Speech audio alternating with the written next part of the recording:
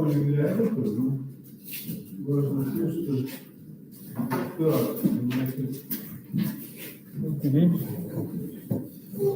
Так, давай сюда.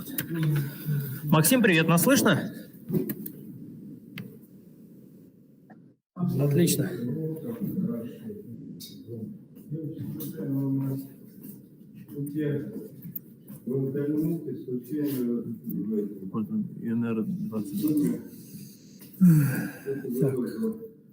Трансляцию нашего семинара.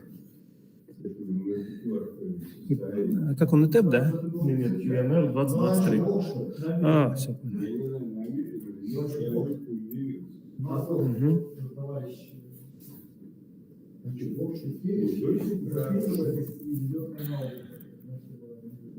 Нет, это замечательно, я был восхищен.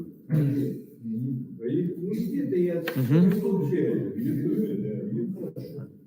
Да. Отключить тон. Все.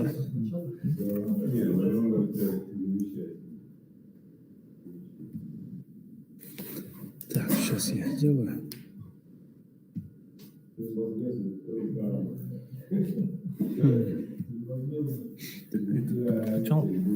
Сейчас.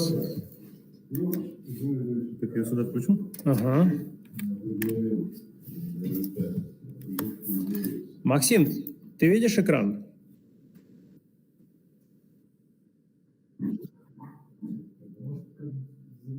Сейчас заглушим, да.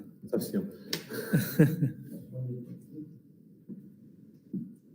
Единственная просьба, Сергей, максимально просто, если это возможно, изложить, но вот все. Потому что я уверен, что 90% присутствующих слабо представляют эту тематику. Но если кто хорошо, значит, может поднять руку. Что? Повторение заключения. Нет, мы уже поняли. Well, anyway, I was planning to make a big introduction to the topic. So, Oh, in English? Yes, of course. Okay. So let us start our seminar. Today we are going to welcome Sergey Mironov from INR. thank you. He'll tell us about wormholes beyond Horndeski. Thank you. I hope everyone had a great holiday and we can start working. So, I will make an introduction to Horndeski series and in the first part, and then the second part I will talk about recent and previous progress on constructing stable wormhole solutions. So first of all, Horndeski theory is a modification of gravity. So how can we modify general relativity? So first of all, we have Lovelock's theorem that tells us that Einstein equation is only we can get upon some assumptions. So if we want second order equation, we have Lagrangian density, which is scalar. So we have general covariance and four-dimensional theory. So if we want to modify general relativity, we need to relax some of these assumptions. The easiest way is just to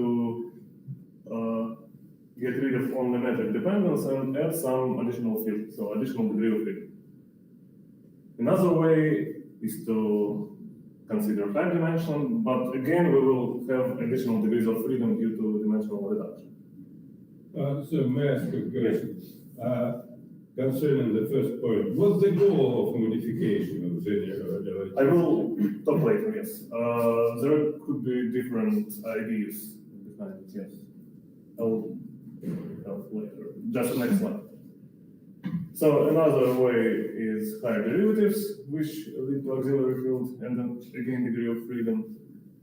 So abandoning diffeomorphism invariance also degrees of freedom. So anyway, we should get additional degree of freedom. So the easiest way is just add one additional degree of freedom, which should be scalar. And consider scalar tangent theory. That's what we are gonna do. That's Horndeski theory, at least some cases. So why do we modify general relativity? First is to avoid quantum gravity. So we don't know how to quantize it, or at least we don't know how to quantize it effectively so we can calculate something. So one of the idea could be, and it is one maybe of the main ideas behind our work, is to be able to construct solutions where you do not need quantum gravity at all. So, for instance, cosmology without singularity. Without initial singularity, if we consider real universe and early universe models. In this case, we need to modify general relativity because in general relativity we have Mironov theorem, and it's hard to break null energy condition. I will talk about it later. So, some comment. The point is that we can quantize gravity. The problem is that gravity is non-normalizable field theory. Yeah. Unlike so no problems with quantization. Everything is okay. We can use V.Rubakov or David. Yes, but like for Fermi theory, we quantize it, but we can calculate only three-level diagrams. yes, but theoretically speaking, we believe that it is not the real theory, right? At high energy. No, it's real theory, but like for Fermi theory, It is real modified. theory, but at high energies, It is modified, we have yes. to take into account W and Z bosonic Yes, right. changes, and everything is okay. Yes, but that means that in near the cosmological singularity, we need to add something, and we do not know what it is. So generally, there are different ways to quantize it, and there is no definitive answer. So avoid UV completion of quantum gravity. avoid UV completion of quantum gravity. Okay. So But you see that again, singularity. It's at the singularity point, quantum effects are very important. It's like in quantum electrodynamics, Coulomb law 1/r, at r equal to 0, we have singularity, but nobody worries about this singularity. Yeah, but in quantum field theory, we know that it is screened. So physically, there is we can renormalize it in a way that It's not a problem at all. Don't ask questions about singularity. In quantum field theory, we calculate cross sections and everything is okay. yes, I'm sorry. while we can renormalize it. Landau pole. So the singularity is important in Landau pole, no, not necessary. For instance, in quantum thermodynamics, Yeah. you don't have. And if you Because this you theory know, have UV completion. Excuse me, and but I remember there were some models of gravity of quantum gravity which were renormalized. What is the Like- status of these models? And no, for instance, you have string theory, right? So there are ways to quantize it, but there is no definitive way to quantize it, at least. So, okay, if someone knows how to do it, there could be different ways to do it. What we're trying to get is models where we do not need this at all. So our gravity, and not only gravity, all our matter fields, everything will be classical. So everywhere there will be no strong coupling, no singularities, everything will be weak and smooth. So another motivation is to construct some peculiar types of stable solutions. Some of them goes here, like again cosmological solutions without singularity. Another one is what I'm going to talk later is wormholes. if we want traversable wormhole without singularity, it's just some type of peculiar solution, which is, well, at least in general relativity with normal matter, whatever that is, it is always unstable. I will explain later why. So, another motivation for Horndeski theory is to have enough freedom to modify gravity. So, of course, we can take general relativity and add some particular term. This will be a modification. We can add different type of term to the Lagrangian rule, different modification. We're trying to achieve some general form of modifications of gravity, which can, in different cases, produce maybe dark matter, dark energy. It allows hairs from black holes and so on. So many different modifications are particular cases of Horndeski theory. So, and this theory is a general theory under some assumptions. Again, we have general covariance, locality, and 1 degree of freedom.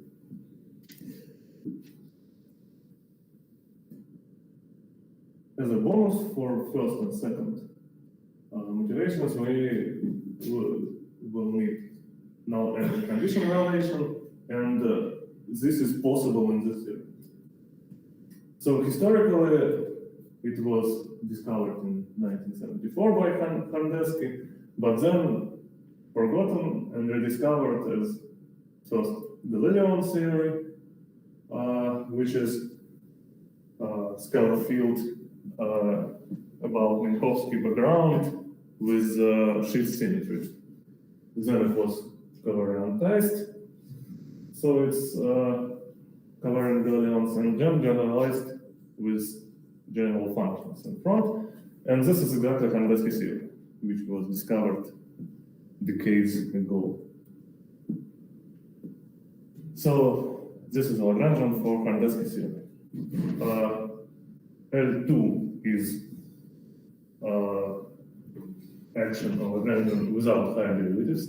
Pi is scalar field, X is kinetic term. So it is what is called chi-ascents. L3 already contains second derivatives in the Lagrangian, as L4 and L5. L4 and L5 already contains the modifications, so additional derivatives of gravity. So usually is G4 is constant, it is general relativity. If it is any arbitrary function, it is Horndeski theory. So it is quite general, so there are several cases. Of course, general relativity, all possible one-field scalar field models, for instance, inflations, well, even non-minimal coupled inflation, and so on. Chi-ascents or K-inflation is L2 of Horndeski theory. G-inflation or KGB, kinetic gravity braiding, is a case where L3 is non-zero. And also FR gravity, Gauss-Bonnet gravity, and arbitrary function of Gauss-Bonnet, non-minimal coupling to Gauss-Bonnet term. All these are particular cases of Horndeski theory. Just we need to take some particular choices for these functions. F, K, G4, and G5, 4 arbitrary functions. So in this theory, despite the presence of second derivatives in the Lagrangian, there is no Stravinsky ghost, because equations of motions are of the second order. So second derivatives in the Lagrangian do not lead to third derivatives in the equations of motion. Excuse me, one more question just before you are going to move further. There was the talk of Barvinsky and his collaborator, who they were trying to calculate some analog of the beta function in the Horndeski gravity, to my memory. Okay. And you are telling us that it is non-renormalized, and you are telling us that you are working with classical fields and no counter terms are taken into account. What is the relation of these your consideration with the subjects which were raised by them? Well, He had Karavanivshitz. He had Karavanivshitz. Ah, No, Sergey. maybe Yeah. but there are studies. How Karavanivshitz is different? Because I also have Karavanivshitz is different because it has higher order derivatives. Yes, in the equations. So here, And it is breaks once invariance. yes, No? yes. Ah. Okay, As, so it's completely different. it's May I ask you a question? it is okay. As I understand, in infrared limit, you have beyond graviton the scalar field masses, yes? yes. So It can be massive. basically, you can quantize it, but you don't want, of course, and you find at this level that there are massless scalars plus, of course, massless graviton. It's Was correct? maybe massive. Okay. The graviton is massless, and scalar field can be massive or massless. That depends on the functions. And graviton is massless. Yes. Graviton is two polarization massless graviton. Yes, it can be quantized above some background, of course.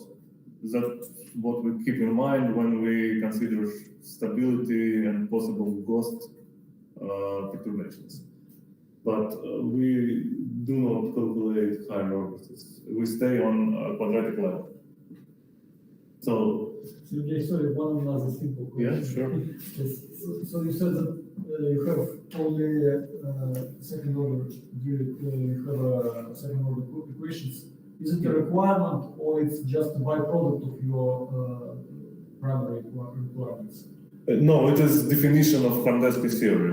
So it's Horndeski theory is the most general theory with second derivatives in the Lagrangian that contains a metric and scalar field, and have equations of the second order.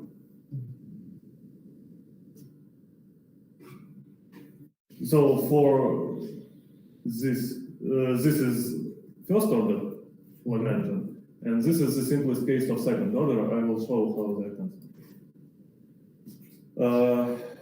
And later I will also show that Horndeski theory allows to break null condition without linear instabilities, which is for regular matter is impossible.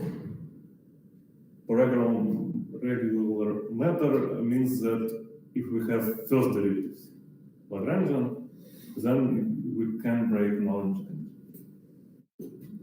So if we take this L3, we overrate it with respect to pi.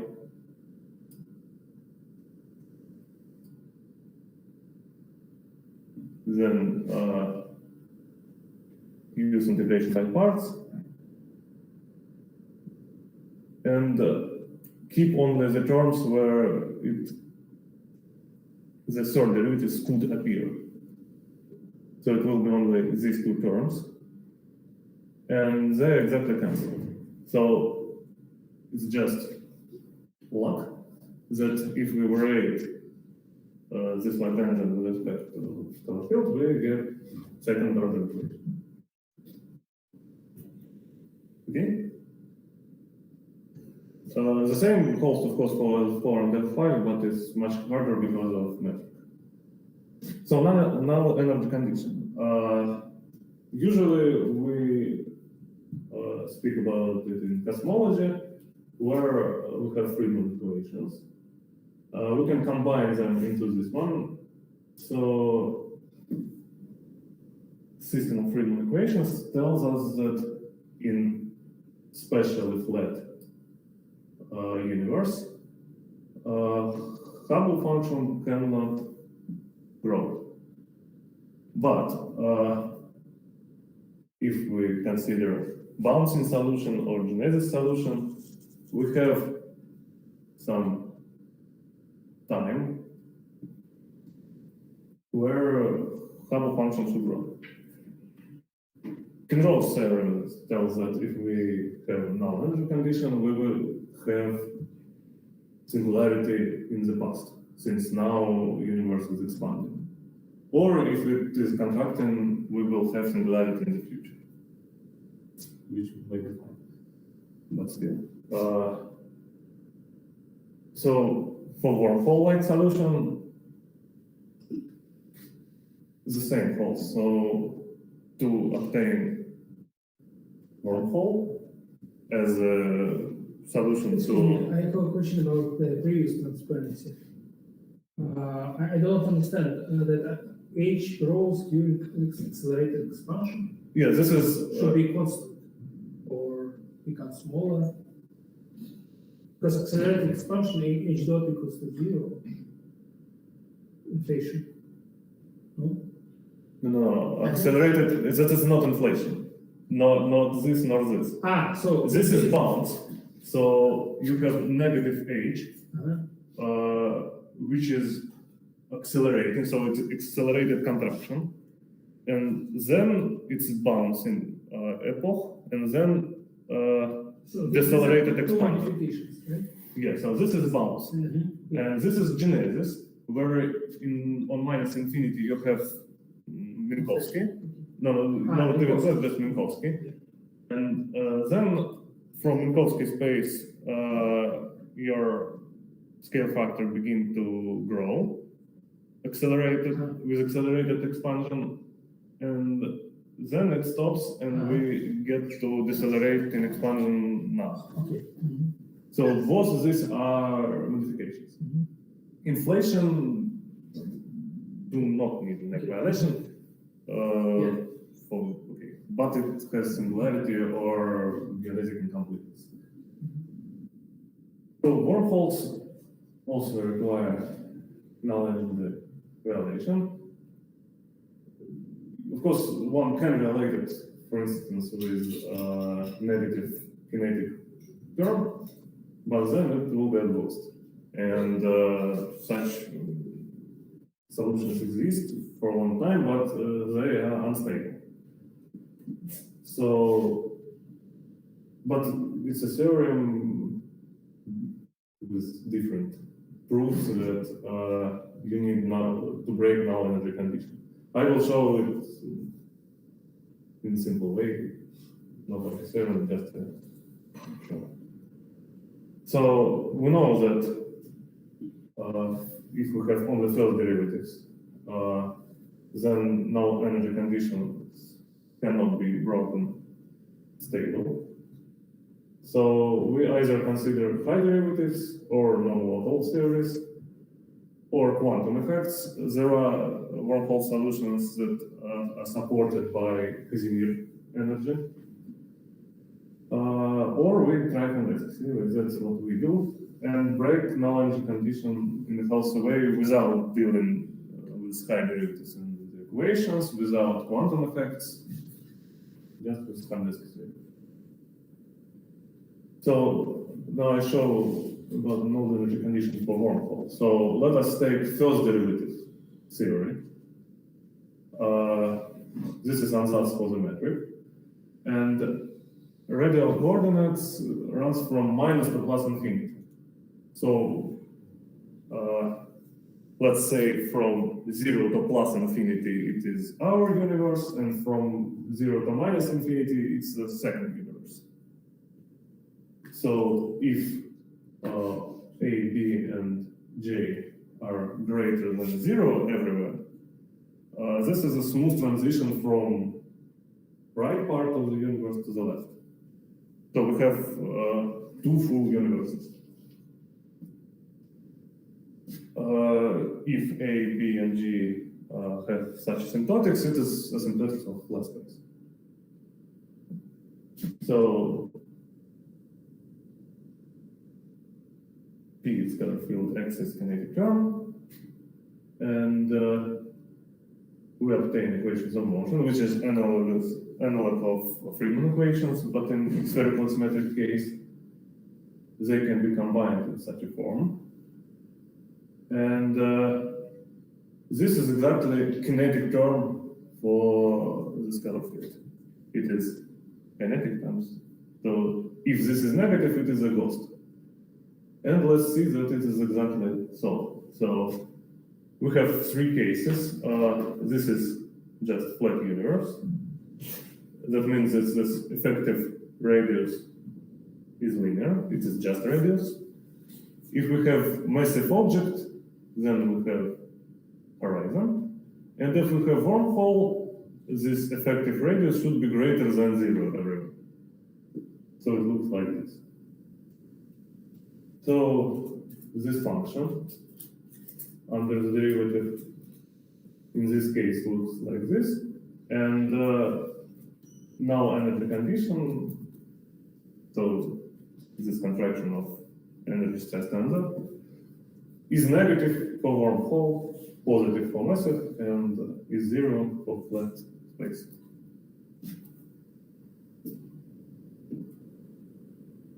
So this function decreases here and increases here. That means that this derivative is negative here and positive here. On the other hand, this one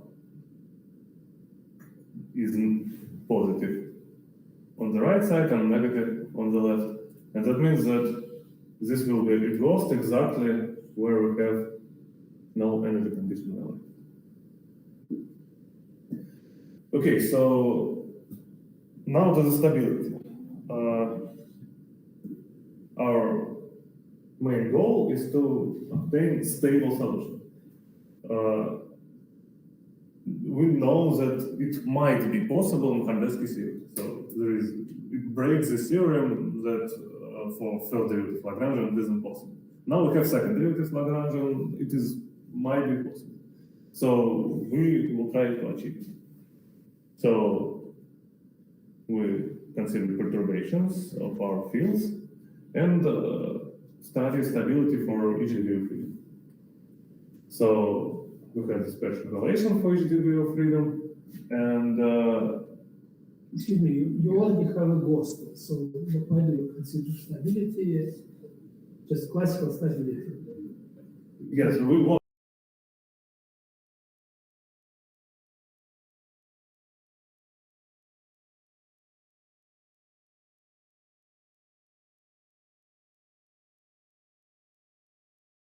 one of them is conformal disformal transformation from this. But generally, host is just you take scalar field plus metric, put all possible second derivatives in the Lagrangian, and then say there is no Strogatsky ghost. Horndeski is you just say that there are no sorted derivatives. Beyond Horndeski is something in between. And what was the main goal of the introduction of this additional term? To have stability? Yes, I will show why it is. So it is possible to avoid local instabilities in Horndeski theory anywhere, but it is not possible to avoid them everywhere. So in Horndeski theory, it is possible to construct solution stable everywhere, but some isolated points. In beyond Horndeski, it is possible to do it globally.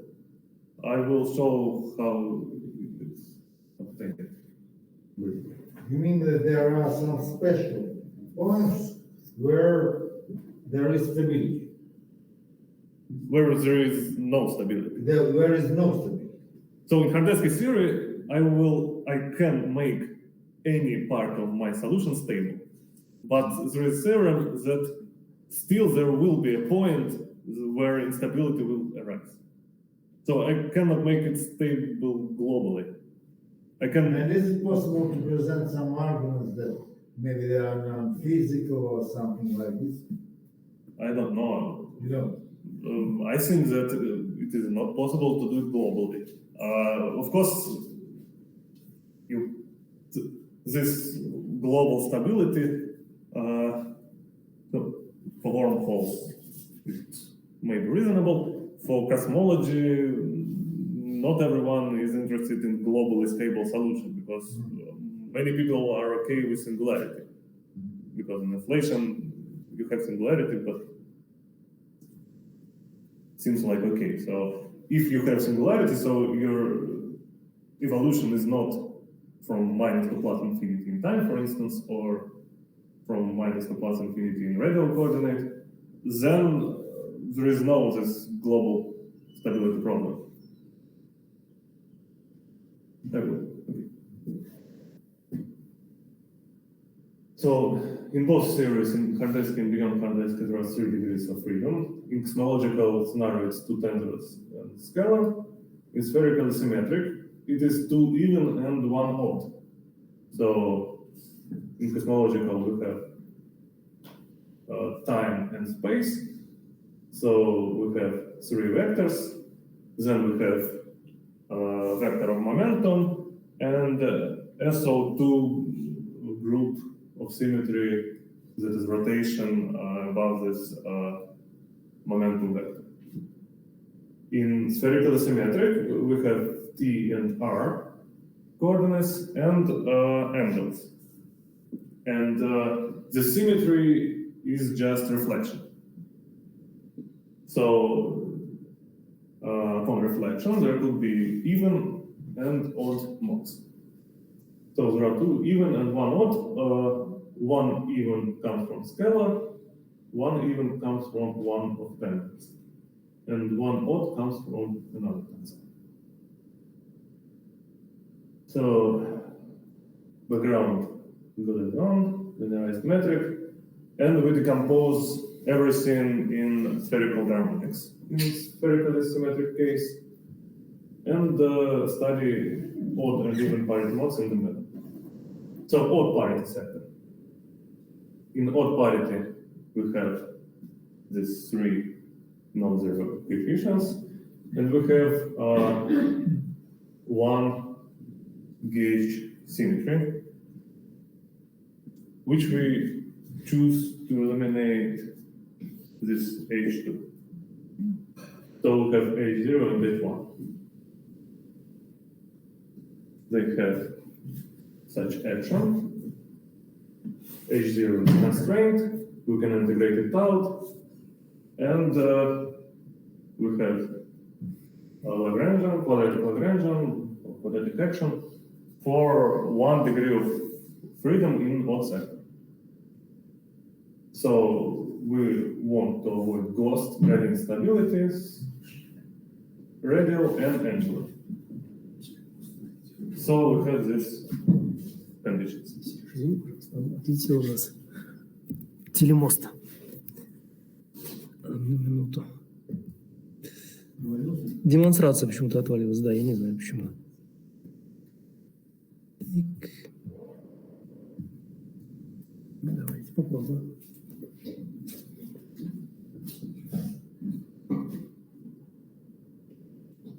So for later purposes, we will need these conditions. So then even parity, here we have more non-zero coefficients. Also scalar field have even parity perturbation. And we have 3 gauge symmetries. And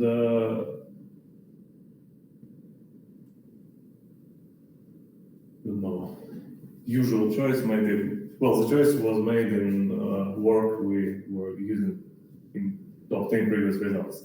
Do you require that speed of sound is smaller than the speed of light? Yes, in odd parity it is easy. It's just this guy smaller than this and this. So Is yeah, there any requirement or it's kind of automatically? no, it is a requirement, but the one that is hard to satisfy, we can break. So, but for now, everywhere we can, we will try to have this requirement. Yeah, but what is this theory with the speed of sound? Speed of sound is larger than the speed of light. So can you transfer information sound? Can you transfer sound Yes, yes. equations? Yes. If the speed of sound is greater, then yes. And what is this? The Lorentz symmetry is spontaneously broken? Yes. So in all these solutions, the Lorentz symmetry is broken. So No, of course it is broken because we consider not trivial solution. It's not a Minkowski background. Of course, there is no Lorentz symmetry. yeah, but it's kind of locally broken, right? Yes, it's and- broken in the ultraviolet. So It is spontaneously broken in the ultraviolet. Yes. for all these solutions. So this requirement kind of doesn't make sense to require that you can. No, it does make sense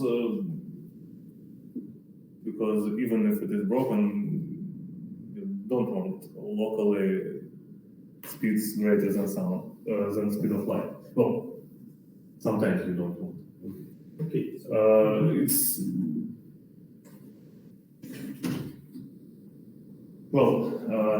that depends. Some people think that it's absolutely nonsense to require it. Some people say that Probably this is related to the fact that you may want the UV completion, which is Lorentz invariant. In that case, you will require that speed of in sound that case, is yes, smaller. I should require yes. But if you Right now, don't care about Yeah, right now I do not care about UV completion, so it is not a requirement of stability. Mhm. But if later I will, so for later purposes, we try to satisfy this condition. So this gauge choice, we have such action, quadratic action for even parity. So there are 5 perturbations. 2 of them, H0 and H1, are constraints. So they have these equations, constraint equations. The second one is automatically easily solved. We can substitute this H1. And first one have many derivatives, as you see. And to make it algebraic, we need to introduce a new variable. And upon substitution this new variable psi, we get algebraic equation for alpha. And we can substitute alpha back here, and obtain the action for 2 degrees of freedom. Which one is, the first one is this auxiliary field, and the second is scalar perturbation. So there are these big coefficients in this section. This is only for these 2 first matrices. And no ghost for K, and no gradient, no radial gradient instabilities condition tells that this matrix K and G should be positively definite. So K11 is greater than 0, that K greater than 0, and so on. This one is from odd parity sector, and this is just absence of singularity. These are metric coefficients. So here we come to the difference in Horndeski and beyond Horndeski theory. So the only difference in here everywhere, so everything is the same for Horndeski and beyond Horndeski. Only this G, H, gamma, and all other letters, they depend differently, of course, on Lagrangian functions, but the form is the same. The only difference is here that k, as you see, proportional to this term. Can be seen here. Because this is square, so everything else is positive. So the condition is that this guy is positive. This guy is positive. But in Horndeski theory, this pi is square of something over something with derivative. And in beyond Horndeski, it is not square. So the only difference is that this pi in beyond Horndeski theory gets additional d. But now I will show that for this function, there is a theorem that doesn't allow global stability. So this pi is greater than f, because f is positive, so this is positive. So this function is positive. But in the same time, it is derivative of something. So, no-go theory. We have nice function, nice is smooth, differentiable, whatever, which is defined for all things, and its derivative is positive. This will mean that this function is zero at some point, because if it is negative at some point, we go further, and at some point it should cross zero.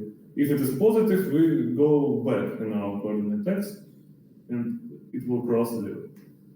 So this function f, if it is its derivative is positive, it should cross zero. But here we have non-zero square in the numerator, because h is greater than 0 and this is greater than 0. Sorry, but in your theorem you stated that the function should not only be positive but larger than some small constant throughout the whole. This pi should be greater than f, and f is coefficient in quadratic action of odd parity sector. So if f is 0, so pi tends to 0, as long as f tends to 0, this will looks like a strong coupling because it is 0 coefficients in the quadratic action. So, but then nevertheless, they may both approach zero asymptotic. With similarly strong coupling. Yeah. So there is, if I don't require this greater than epsilon, they can asymptotically in the future and the past, yes, tend to 0. But in this asymptotics, quadratic action will have 0 coefficients, which is strong coupling for this mode. So it should cross 0, and in Horndeski theory it can't cross 0. And that's a problem in global stability. So I can make my function as small or as big as I want, but at some point it should cross, and there will be a problem. In beyond Horndeski, due to this additional d term, I can cross here with my function. So there were no-go theorems for wormholes proved, and then in our works, and not only our, show that it is possible to break the no-go theorem in beyond Horndeski theory, and at least ghost and gradient instabilities can be avoided in beyond Horndeski. And those are conditions that give us no-go theorem. So it can be broken in beyond Horndeski theory. So now I'm slightly switching to most recent results. We also address angular instabilities, angular gradient instabilities, and some different minor problems, which are the following.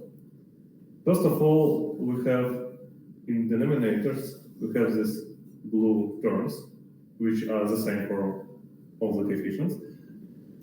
And this, if we have big L, big momentum, angular momentum, this pi 2 can be neglected. And this will be exactly the term in pi 1 that allows to break no-go theorem. That means that if we break no-go theorem, this blue term is 0 at some point, because it is the term that breaks the no-go theorem. So that means that we have infinities in the quadratic action. If we have stable solution globally, we have infinities at least at some isolated points in all the coefficients. Another problem is that in numerator, we have derivative of effective radius of our wormhole. And exactly at this road, it is 0. So there are zeros in determinants of these coefficients. So these zeros are quite easy to address. And other problems I will explain later. So this J prime is an artifact of our gauge choice. So this is our perturbations, and this is how they transform upon gauge switching. So we have 3 gauge functions, R, theta, and T. And our previous gauge choice was this. And you see that if we put k to 0, it is transformed with J prime. So exactly at the point of wormhole throat, we cannot put k to 0. So for wormhole study, this gauge maybe not that good. It's only 1 point, but still, it looks like strong couple. But it is just artifact of the gauge. Now we choose another gauge. We still have k now, but instead we put t to 0. And beta g and here we put to 0, they all transformed fine without zeros in numerator and denominators, with 3 functions, t, theta, and r. Okay, so in the second gauge, the quadratic action is slightly different.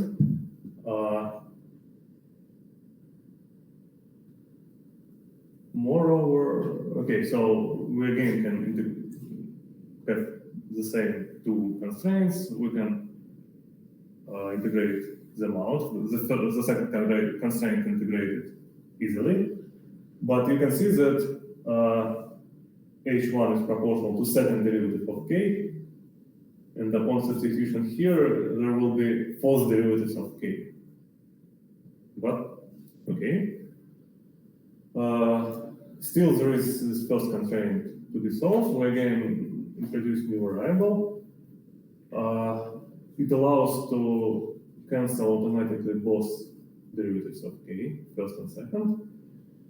And now the first constraint becomes algebraic in k. So we substitute it back, first and second constraint, and obtain our action in our new different gauge. And it looks like this. Also, when we, in previous gauge, when we integrated out and substituted alpha, there was a denominator. And the denominator there exactly was the term that later included in the denominator in the coefficients in quadratic action. And now it is different and it is non-zero everywhere. But instead we get second derivatives, second power of second derivatives in the action from perturbations. But luckily, these terms, they look like this, and they are perfect squares. So this G, F, and H, so this guy, and this guy, they combine in a perfect square. And we can make the definition. That should be I, yes? H7. H7I here. Just to make sure that they are the same. Yeah. So this is for. So we make this real definition. Again, there are no this terms that are that should be zero at some point in this field definition. So this field definition is non-singular everywhere, and we come to this section. Now H have only first derivatives, and only psi have second derivatives. Again, we can see that the coefficients are perfect squares and can be combined. But you see, here is R, and this R is exactly this term that should be zero at some point. And since it's perfect square, we can make again second field definition and obtain this regular action with only first derivatives. But instead of our previous psi and phi, it will be psi and h. But this R, which we need to redefine our field, is exactly this term that should cross zero to break no-go theorem. So if we do the second field definition, we will obtain zeros or infinities in these coefficients. They do not have G prime in the numerator, but they will have this R function in numerator or denominator, because this is singular at some point in the definition. So we'll state our previous step, where we have second derivatives of psi and first derivatives of h. Up to this point, everything is regular, all the coefficients are regular, or zeros, but there are no infinities. And we explicitly solve the equations for the section around the potential problematic point, around the point where R is zero. And we see that all these four solutions are regular. So since there are second derivatives in the action and third derivatives in the equations, we could expect that there are more than four solutions. Actually, it wouldn't be possible because this redefinition works everywhere but one point.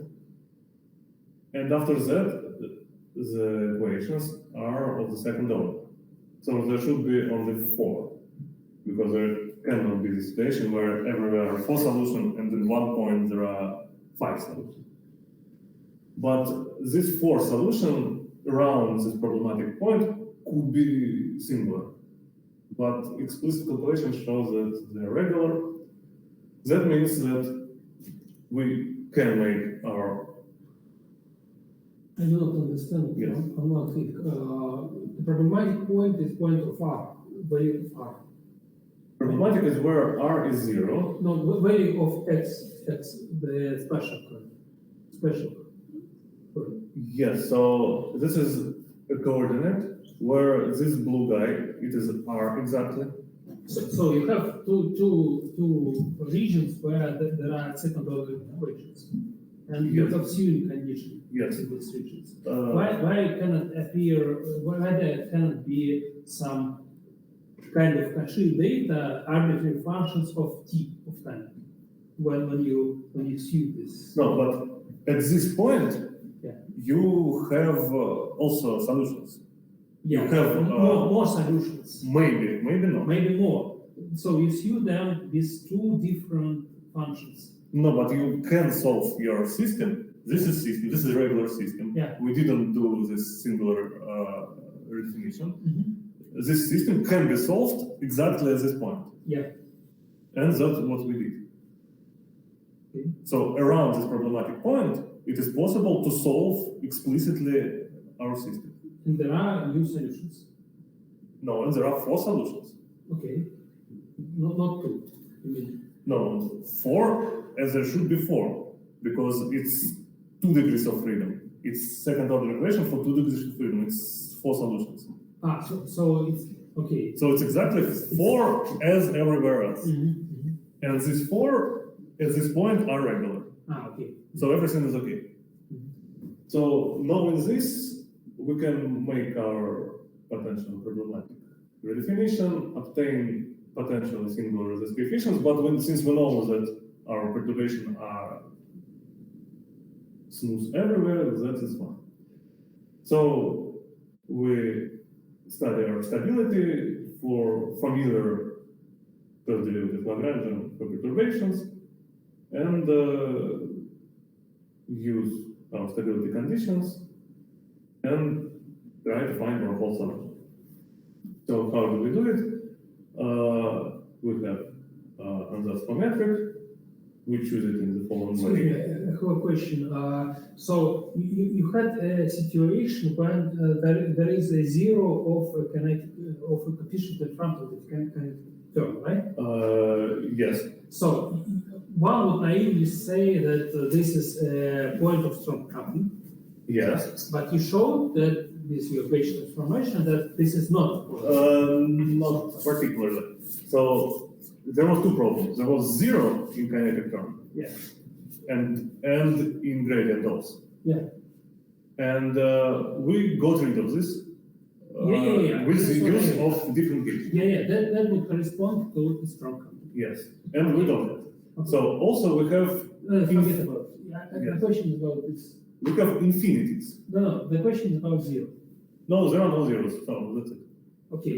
There are no zeros. So naively you would say that there is a strong coupling No, there because the kinetic term vanishes, but you claim that it's not. No, there was this gauge, the first Yes, trace of yes. gauge. This gauge transformation, you showed that this is a gauge artifact. Yes. In your gauge, we showed that these guys do not contain this. Yeah. Yes. So why can't the same argument apply to your previous case when you claim that there is a strong coupling if some functions asymptotically approach zero, the kinetic term asymptotically approaches zero? You claim that this is obviously strong coupling. Not obviously, I said seemingly strong coupling. Okay. So So there might be the same argument.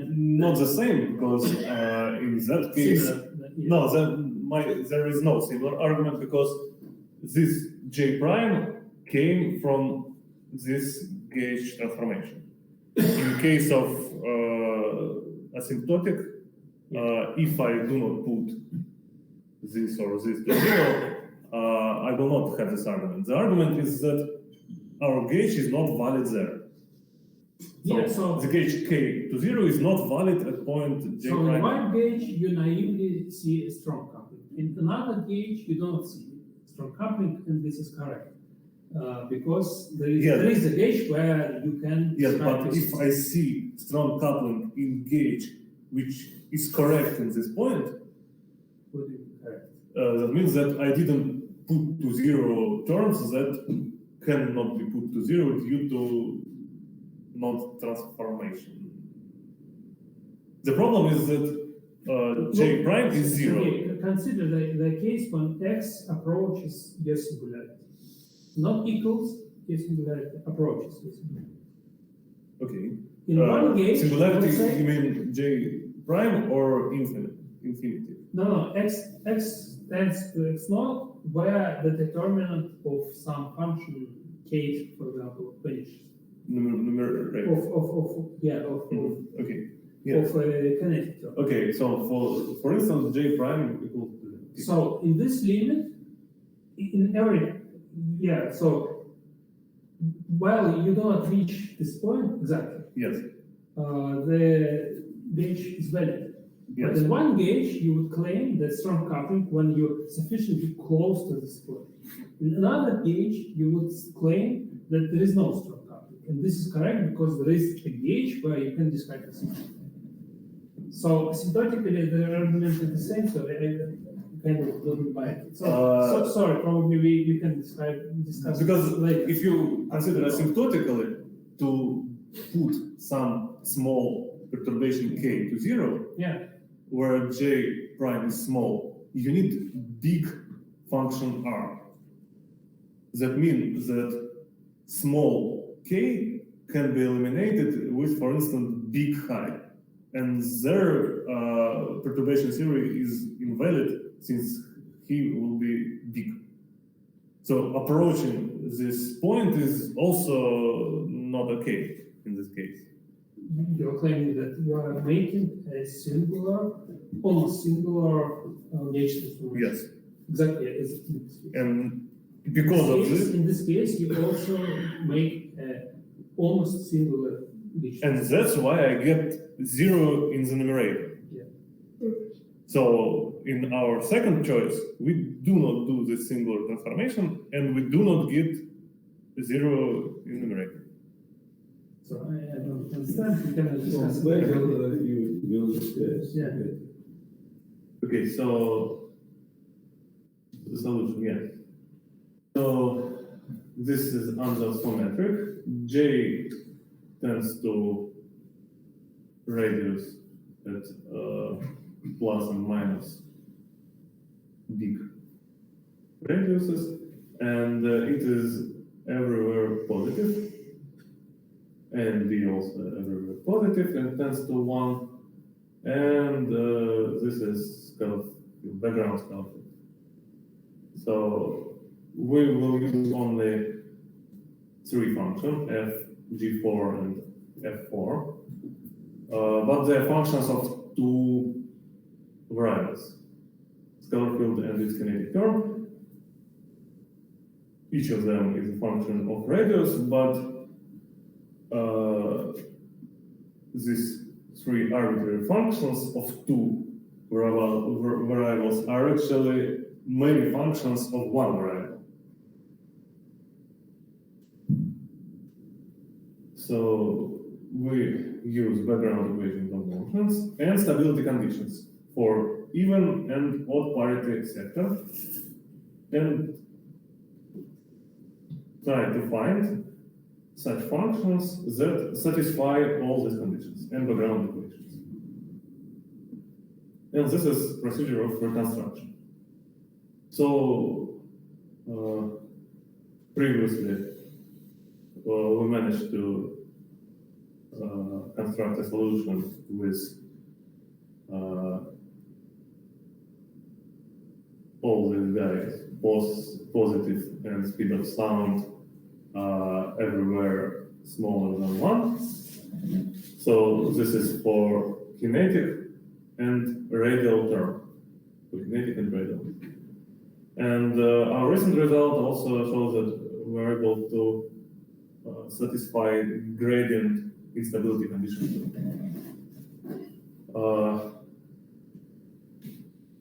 Though we didn't manage to make angular speed subluminal, and we did not address tachyonic instability yet. So beyond Horndeski theory seems printable. So up to this point, there is no indication that it's not possible to construct it somehow. And up to this moment, we have stable against ghosts, radial and angular gradient instabilities, and subliminal in radial direction. So we don't know about subliminality in angular direction. Actually, we know that our solution is superluminal at some point. And we do not yet know how to address the theorem. So we know how to address them, but it's technically very, very hard. So thank you for your attention. Thank you. Questions? I don't understand why do you so interested in obtaining good wormhole solutions? Suppose there are no good solutions, no problem. You mean good but stable? Yes. But why do we want unstable solution? It's not a solution. It means that there is, if we want wormhole, it should be stable, right? Otherwise, it's solutions that either doesn't exist at all if it is high No, mode. you mean if you consider classical field theory, P4 or other, there are a lot of solutions. There are Most no of them wormholes. are stable and don't, But they want to. and people don't worry about it at all. So, No, they just want a wormhole. They just There- want to. There are two see where questions. these Why we want modes- wormholes or why we want stable wormholes? Because if we want wormholes, so why I do don't see why we I, would want unstable wormhole. It's not a wormhole, it's nothing. If it is unstable in gradient or ghost type, it is unstable, just it doesn't exist. If it is unstable against tachyon instability, it means that it will dissolve. But why we want stable wormholes? That's a question, I don't know. Someone wants to travel No, in space my point is sometime. suppose you have some modification of Einstein theory or Einstein theory. Suppose you have wormhole or you don't have wormhole, it doesn't matter. It's not. It does lead to some catastrophic consequences. No. I mean that if you have good wormhole in theory, why not? It's you see, it doesn't solve any problems. It's For instance, in QCD, in pure Young fields, there are no stable solutions. Nobody no, it's if worries about if there are no wormholes, of course, it doesn't say that the theory is bad. But if there are wormholes, that means the theory is good. There are wormholes. No, that's just Interesting. it's just for I don't know for fun. We want No, I mean theory. that, for instance, in Polyakov Higgs model with SO2 with triplet, we have monopole solution, it's stable, so on and so on. In QCD with pure Young-Mills theory, we don't have any monopoles, but it doesn't mean that QCD is bad theory or vice versa. The Higgs Polyakov has something to do with reality. No, it's not about reality. It's about interesting solution. I mean, if I like so monopoles, it doesn't have any connections with reality, it's just for fun. Yes. yes, So, absolutely. I'm sorry, I have a comment. If you open a book by Hawking for children, right? I once opened. There is a conjecture there from 80s that there is no time machine in any viable theory of gravity. Whatever you will write, which will have a good theory, constitute a good theory of gravity, there will be no time machine. Time machine and wormhole is the same thing. Almost the same. Yeah, almost the same. Yes, that's another point. That Yes. if we will have Make a lot of wormhole, transformation, wormhole will make you a time machine. So, this conjecture, Sergey claims that this conjecture is not true. There are theories That's which are no, sorry. okay. So if we have wormhole solution absolutely stable in this theory, then we might want to study this theory and understand how it is possible, because it locally seems fine, right? So it's quantizable and so on, but there is a conjecture that it is not possible to have time loops for quantum field theory. So if it is really possible to construct stable wormhole, it might be very interesting for quantum field theory. But right now it's just for fun. Yeah, but in the book, there were no quantum field theory. People just tried to add something to Einstein gravity and construct a time machine, closed time loop. And it was not possible because they didn't know the high derivatives. Question maybe more pragmatic. You know that we have in our auditorium Horndeski. We have discussed with him some time ago that he is also interested. He was also interested in Horndeski gravity and was working with Valery. May you say some words whether your work is related to this study? Yes, we are exploring different ways to relax the stringent conditions for Lovelock's theorem, different addition of fields. So it is not a particular solution. We are not finding particular solutions like stable wormhole solutions, but we are finding the type of dynamics that those related theories to Horndeski have. So it's a more general study in the moment. We are not finding particular solutions yet, but finding the general dynamics that we can expect.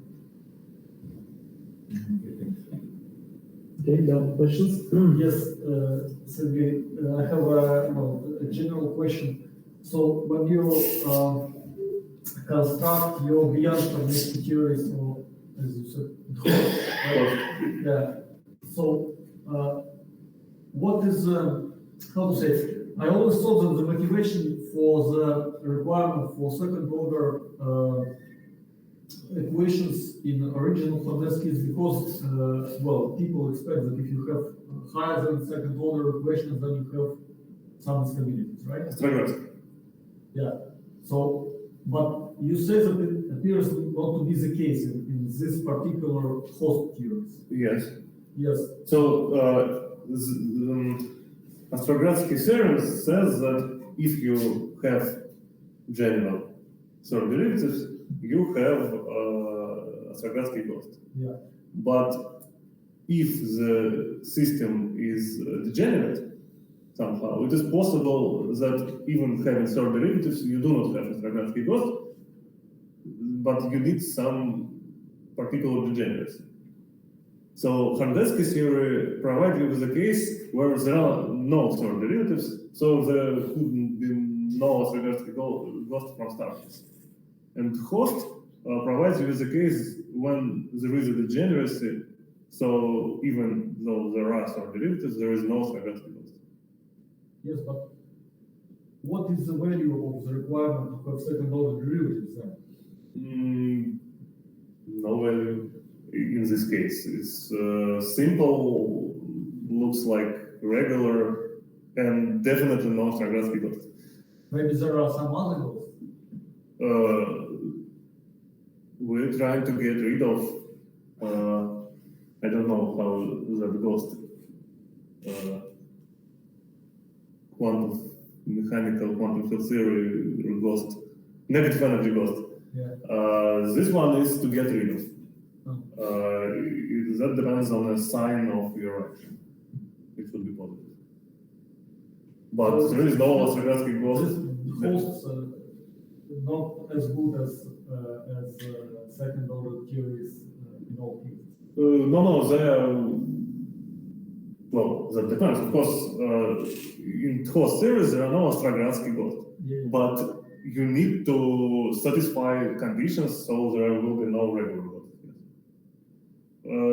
They're just more general case of the theory, but at the same time they are harder. They have more difficult relations between functions. It's slightly harder to study. No questions? If there are no questions, let's thank the speaker again.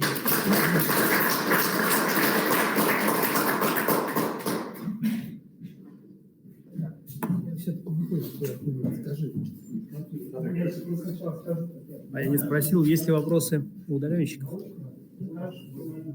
А удаленщиков и нету.